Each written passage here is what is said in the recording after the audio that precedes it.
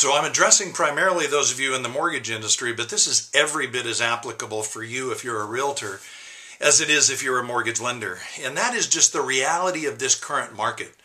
One of the conversations that I find myself having a lot these days with lenders is about the let's get real conversation. And I really think Betty Davis put it best. What is he talking about? Macbeth. We know you. We've seen you like this before.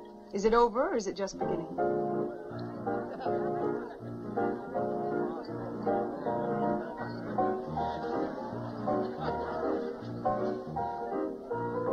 Fasten your seatbelts. It's going to be a bumpy night. So there you have it. Put on your seatbelts. It's going to be a bumpy night. And that's just the reality. That's the market that we're in right now. And here's the way that I look at it. If you and I were to pool our resources and begin to lend it out to people that were buying homes, I've got a feeling that right now, after the summer of '07 and the so-called implosion in the mortgage industry, that we would be just a little bit more cautious about what we did to make sure that we were going to get repaid. That's exactly what's happening with investors and lenders out there. And so consequently, guidelines are tightening down, things are evolving, there are moving targets, we've now got to pull credit at closing. And so I just think that the only realistic way for us to approach this, either side, is to be completely honest with our borrowers up front. With these buyers, let them know that it is going to be a bumpy night. And the reality is they're in great hands with you. But, it's like a pilot flying into, we recently went into Aspen for our Master's Coach program.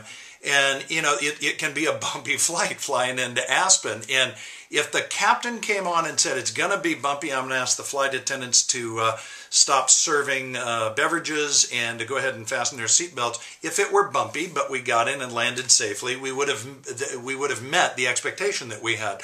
But if the pilot didn't tell us that and it was bumpy and drinks were flying around and you could hear luggage flying around up above, you'd be scared to death and you would not be satisfied with that flight. So I'm going to tell you that it's all about managing expectations. And so for you that are mortgage lenders, I would make absolutely sure that you have this dialogue with everyone.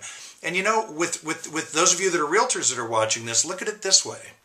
How many times have you sat down with an unrealistic seller who wanted more for their property than it was worth, and you now have a decision to make, right? There's that fork in the road. You can go either way. One is you can tell them what they want to hear and try and get them, to think about price reductions and get them realistically priced later.